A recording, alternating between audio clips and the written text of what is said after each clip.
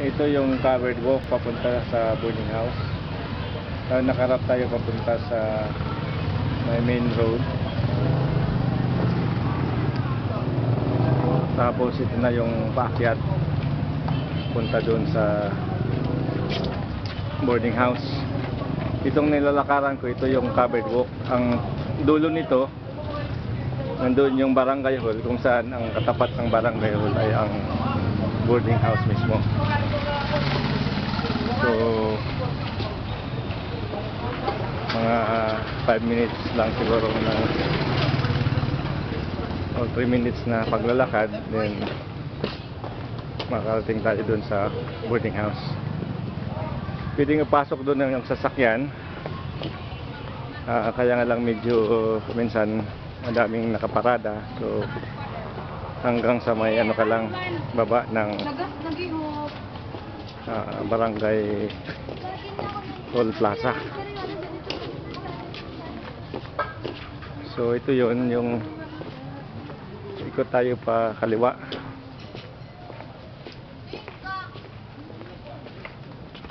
This barangay 43B.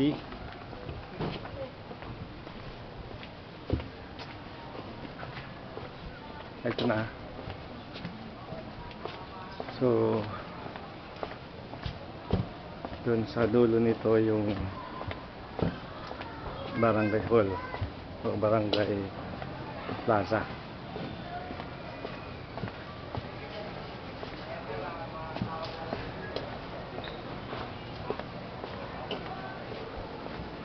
Nakita nyo, ito yung mga bahay katabi.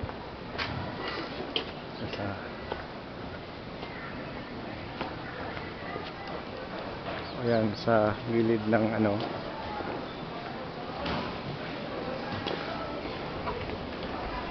covered walk is yung building na ng EBSU, yung ng eskwelahan. So malapit na tayo. Dito pwede mong iparada kung may sasakyan ka. Rito. Ito yung dito ka mag-U-turn. So ito yung barangay plaza nila. Ito ang katapat yung ano, yung barangay hall. So ito yung ngayon yung boarding house. Tingnan natin. Itong labasan niya. Ito yung barangay hall yung sa tapat. So balikan natin, oh. Ito yung barangay plaza. So yan talaga ang structure ng boarding house. Yan, mapasok ako. Ito yung paakyat papunta sa taas. Bye-bye! Bye-bye! Si Billy! Bye-bye!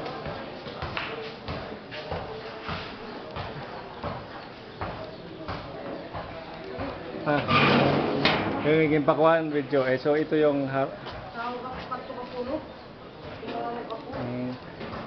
so ito yon, makikita nyo yan, ito yung vacant space na pwede ka pang magtayo dito ng isang building uli. Yan, ito papasok tayo, ito dito sa labas. So makikita mo malaki pang space kasi kalahati lang ang na-consume. Ayun. Sa ito dito. Yan, makikita mo dyan. Ito yan, mga paliguan yan. Bathroom yung itong isa.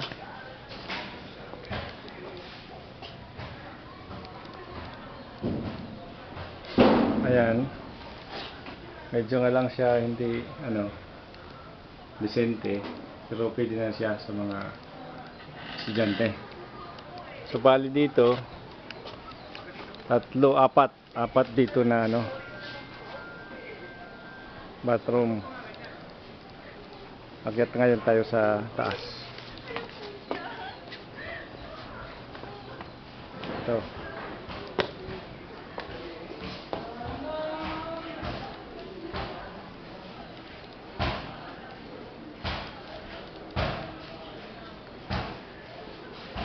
Ito ngayon, yung lugar. Okay lang ha. Ito yan. Ito yung pinaka ano niya, sala niya.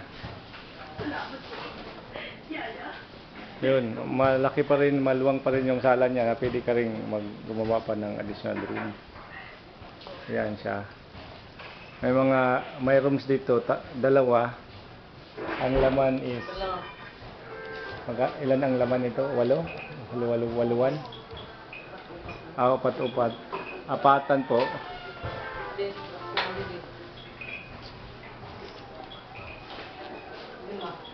Yung sa kabila daw 5. So ito siya, makikita nyo na talagang maluwang pa dito. Ayan, may exit dito papunta sa labas. Ito yung CR niya. Dalawa siya. Yan. And then, dito papunta na to sa dirty kitchen. Yun. Ito yung pinaka dirty kitchen, pero hindi nga lang na maximize. Maluwang pa rin dito. Ito yung may CR din siya. Kahit yung madilim lang kung saan yung switch. So yan. Ito siya. Ito yung sa first floor. Hindi na makita nyo, mayroon pa dito yung room. Ito parang sink pa din to. Pwedeng maglaba, pwedeng magluto. Medyo mga dilim lang ano.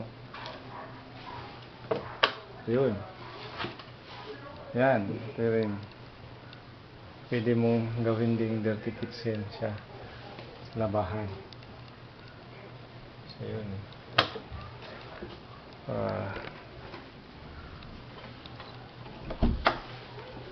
So akyat tayo sa taas. Tay, pwede dito? Ako na lang. Sige. Ito na ang daan papunta sa taas. Ito. Kanan. So, makita nyo may mga tangke doon. Ito, isang room din dito. Yan.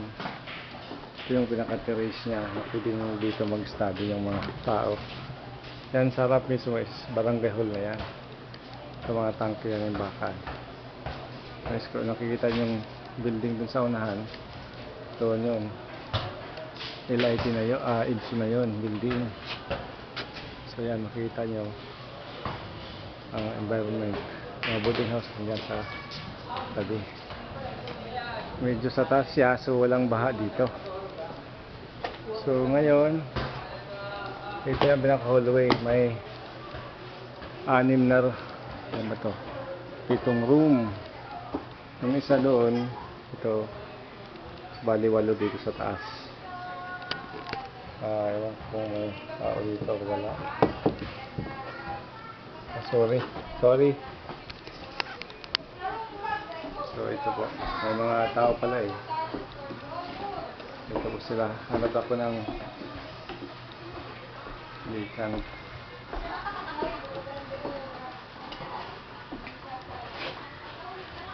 Saan ba yun? Likan na. Ito yung exit.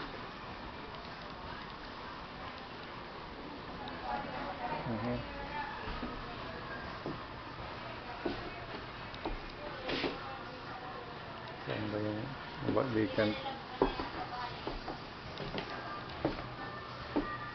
Tandaan.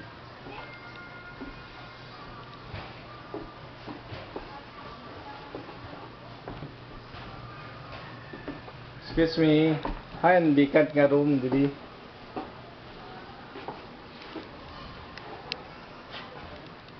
Kaya mapakyan ha.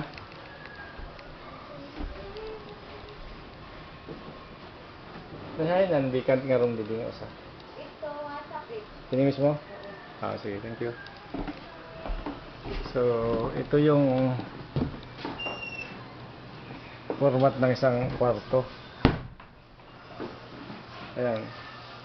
Bali, apat siyang double deck, pero apat lang ang occupants ito. Taas yung lagayan ng gamit. So yan. Yan may ito yung switch nila. So yan. So ito yung actual na room. Yan, mga babae lang dito sa taas.